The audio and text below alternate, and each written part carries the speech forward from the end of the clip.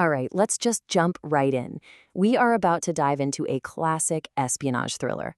But here's the twist. The territory we're exploring, it isn't some foreign country. No, it's the human mind. And that line, that's not just some cool quote from a spy novel. It's our way in. It's the key to this incredible metaphor for our own minds, this idea of an intelligence agency, of the self. So let's get into it. Welcome to the spy agency of you. And what's the mission? Well, it's all about maintaining what the source material calls the operational fiction of the self. Think about that. This is the quiet, constant struggle happening right now at the very border of your own consciousness. Now, when we talk about the ego in this context, I want you to just forget everything you think you know. We're not talking about personality or being arrogant. Nope. In this world, the ego is the psyche's intelligence agency. It's like the headquarters, right? It's the management structure running the whole show, intercepting all this raw intel from the deep just to keep our surface story, our sense of who we are, coherent. So, what exactly is the ego managing? It's managing the unconscious. But, and this is super important, the unconscious isn't this scary, chaotic enemy. Not at all. The way it's framed here is that the unconscious is, well, it's the whole territory. It's the country itself, a huge, organized region that even has its own competing intelligence service. Okay, so how do these two territories even interact? They meet at the border. And I don't want you to picture some big concrete wall here. It's not like that. It's more like a dynamic, permeable membrane. It's a checkpoint, and it needs constant, tireless maintenance from these agents whose whole job is to regulate what gets to cross over into our conscious awareness. And this brings us to a really crucial difference. See, the ego's stated mission, the one on the posters, is all about protection. It's about defeating the unconscious. But its real job? Oh, that's way more subtle. It's not trying to win a war. It's all about management. It's about maintaining that operational fiction we talked about, keeping the self, technically incomplete, but stable. So what does that look like day to day? Well, it's a grind. The work is all about metabolizing the deep. So these agents, they take all this raw, totally volatile intel, terrors, griefs, powerful desires, and they have to translate it into something the surface self can actually handle without completely falling apart. What does that feel like for us? Maybe some mild irritability or that low-grade anxiety you can't quite place. Or, hey, even a dream where you forgot to study for a big exam. But what happens when that system gets breached? That's when you get a defector from the deep. A low-frequency telephone rings somewhere in headquarters. And that sound, that's the signal that the usual protocols just aren't going to cut it. This is a big one. A crisis is absolutely imminent. And this defector, it's a memory. Its code name is MERIDIAN. And get this, it's been suppressed for 40 years. Just think about that number for a second. 40 years. That's the immense weight we're talking about. For 4 whole decades, this thing has been buried in the deep file. And now, after a lifetime of silence, it is on the move. It's heading straight for the border.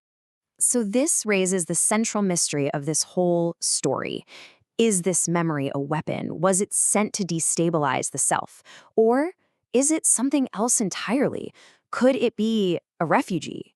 A truth that's been in exile for 40 long years and is now desperately seeking asylum in the conscious mind. Of course, the ego agency has its own theory. They're convinced it's an attack. They think it's been deliberately orchestrated by their main adversary, deep control. That's their name for the organizing intelligence of the unconscious, what they see as the enemy, the directing hand behind any and all incursions at the border. So to figure out what this threat really is, our hero, a veteran agent named Lumen, he decides to do something crazy. He's going to break protocol. He has to journey into the deep archive to get his hands on the original file. And here's the kicker. It's the very same file he himself suppressed when he was just a rookie agent 40 years ago. And let me tell you, the deep archive, this place is not just some library of forgotten memories. No way. It's the vault for material that's been so thoroughly suppressed, it feels like a geological fact. It's the very bedrock of the psyche. This place holds what we don't even know we don't know about ourselves. And this, right here, is where we hit the climax, the enemy within. After 40 years, this huge mystery, the contents of the MERIDIAN file are finally about to be revealed. So let's picture this. You have Lumen, a veteran agent. He's in his 60s now, and he's opening the very file he sealed away when he was just 22 years old. I mean, the personal stakes could not be any higher. He is literally about to confront the ghost of his younger self's biggest, most defining decision. And this part is so important. The memory did not arrive in language. It came as the thing itself. So this isn't some dusty report he can analyze from a safe distance. No, this is an experience. It's something he has to relive completely raw and totally unfiltered. And the memory just starts to unfold in flashes. First, he sees the room. Yellow walls, that late afternoon autumn light pouring in.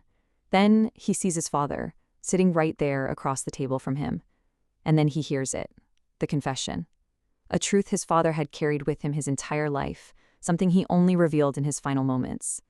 And that's it. That's the truth of Meridian. His father told him, "My whole life I was afraid."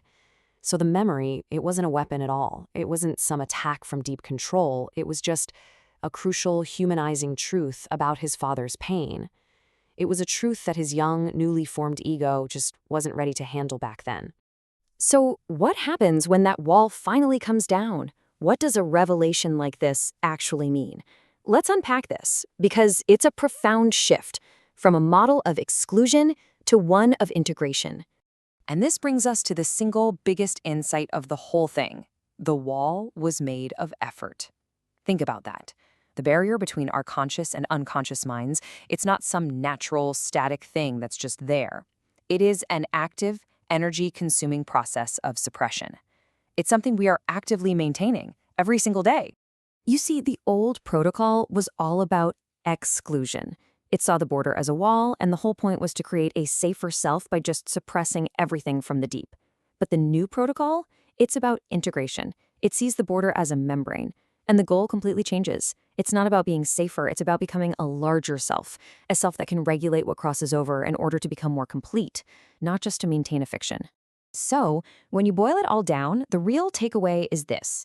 The mission, when it comes to our psychological health, isn't to build a smaller, safer, more heavily fortified self.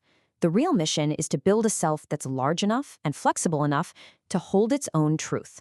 All of it, even the parts that hurt. And that leaves us with one final, pretty provocative thought. The idea here is that every single one of us has a meridian, a core truth that our entire sense of self, our whole identity, has been built around not knowing. So it makes you wonder, doesn't it? What's in your deep archive?